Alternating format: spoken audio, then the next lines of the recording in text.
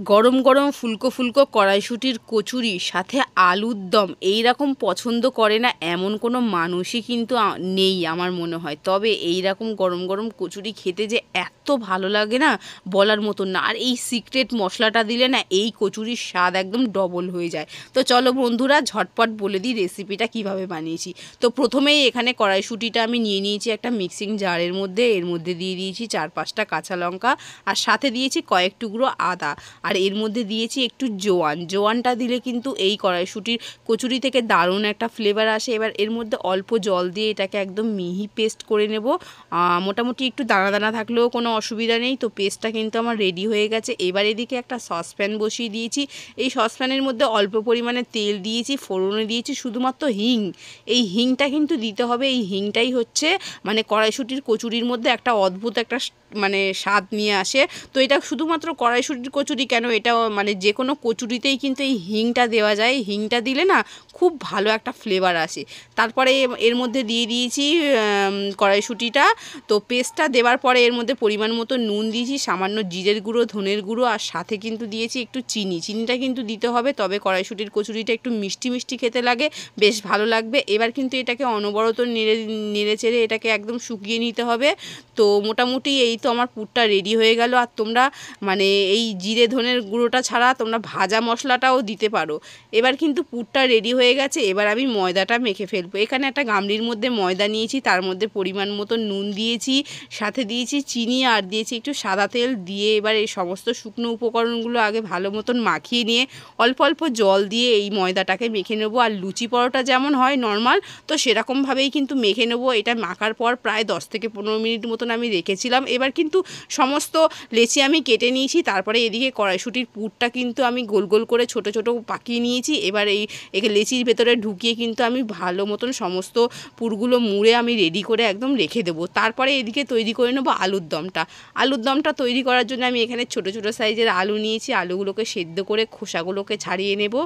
সমস্ত আলুর খোসা কিন্তু আমি ছাড়িয়ে নিয়েছি। এবার কিন্তু আলুর দমের জন্য একটা মশলা তৈরি করে নেব। তো এখানে একটা মিক্সিং জারের মধ্যে দিয়েছি কয়েকটা শুকনো লঙ্কা আর আদা কুচি আর টমেটো কুচি, আর সাথে দিয়ে দেবো 1 চামচ মতন গোটা জিরে, আর তার সাথে দিয়ে দেবো 1 চামচ মতন ধনের গুঁড়ো দিয়ে অল্প পরিমাণের একটু জল দিয়ে এই মশলাটাকে মিহি পেস্ট করে নেবো। আর এই মশলাটাই আলুর দমের কিন্তু স্বাদ বাড়াবে।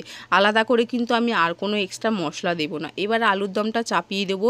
এদিকে কড়াইতে অল্প পরিমাণে তেল দিয়েছি ফোড়নে গোটা জিরে আর তেজপাতা। গোটা জিরেটা যখন চটপট করে উঠবে তখন কিন্তু বেটে রাখা মশলাটা আমি দিয়ে দিয়েছি, দিয়ে ভালো মতন নাড়িয়ে চাড়িয়ে দিয়েছি।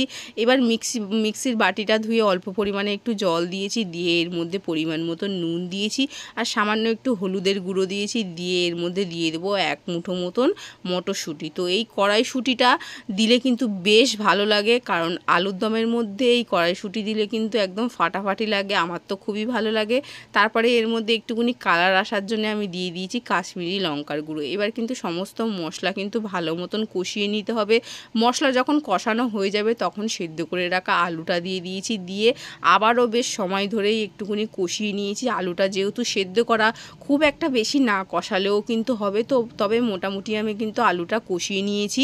তারপরে এর মধ্যে দিয়ে দিয়েছি পরিমাণ মতন জলটা দিয়ে কিন্তু আবারও ভালো মতন নাড়াচাড়া করে মিশিয়ে নিয়ে ঢাকনা চাপা দিয়ে প্রায় একটু জলটা ফুটে ওঠা পর্যন্ত অপেক্ষা করেছিলাম। তারপরে এই যে জলটা মোটামুটি আমার ফুটে গেছে। এখন কিন্তু নাড়াচাড়া করে কয়েকটা আলু কিন্তু আমি এইভাবে ভেঙে দিয়েছি যাতে গ্রেভিটা একটু ঘন হয়ে যায়।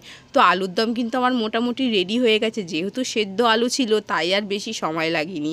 তো আলুর দমটা রেডি হয়ে গেছে। এবার কিন্তু নামানোর আগে আমি এর মধ্যে দিয়ে দিয়েছি একটু গরম মশলার গুঁড়ো, আর সাথে কিন্তু 1 চামচ দিয়েছি ঘি।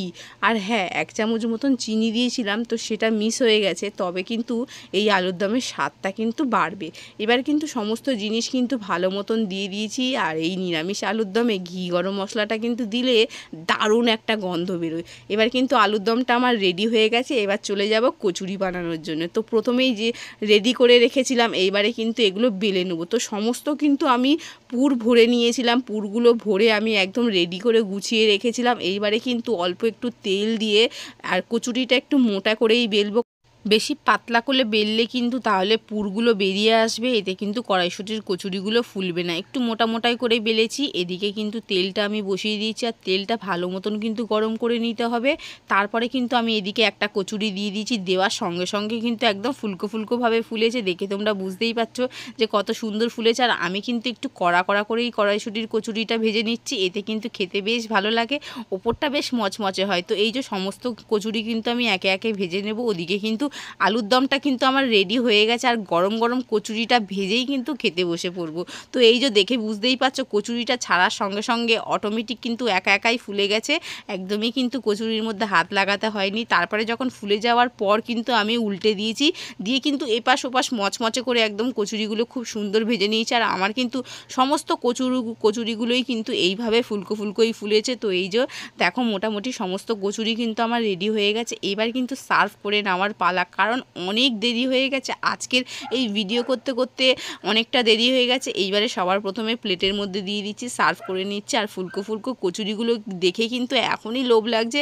তো গরম গরম কিন্তু দুটো একটা খেয়ে ফেলেছি এই কচুরি বানাতে বানাতে। আর আলুর দমের কালারটা দেখো কি দারুণ এসছে, একদম ফাটাফাটি কালার এসছে কিন্তু আলুর দমের। এবার কিন্তু আমি আলুর দমটা নিয়ে নিচ্ছি। আর সত্যি কথা বলতে এই আলুর দমটা না দেখে মনে হচ্ছে গোটা গোটা ডিম, বড় বড় ডিম, গোটা গোটা ডিম। আর এই যে প্লেটে পড়ে গেল এবার ফুলকো ফুলকো গরম গরম কড়াইশুঁটির কচুরি। কেটে একটু তোমাদেরকে দেখিয়ে দিচ্ছি, ভেতরে কিন্তু পুরে ঠাসা, কত সুন্দর হয়েছে, আর খেতে না দারুণ হয়েছিল। আচ্ছা, এতক্ষণ তো রেসিপিটা দেখলে, এবার তোমরা বলো রেসিপিটা কেমন লাগলো, সেটা কিন্তু লিখে দিয়ে যাবে। ভালো লাগলে অবশ্যই একটা লাইক করে দেবে, তার সাথে সাথে বন্ধুদের কাছে শেয়ার করে দেবে। টাটা।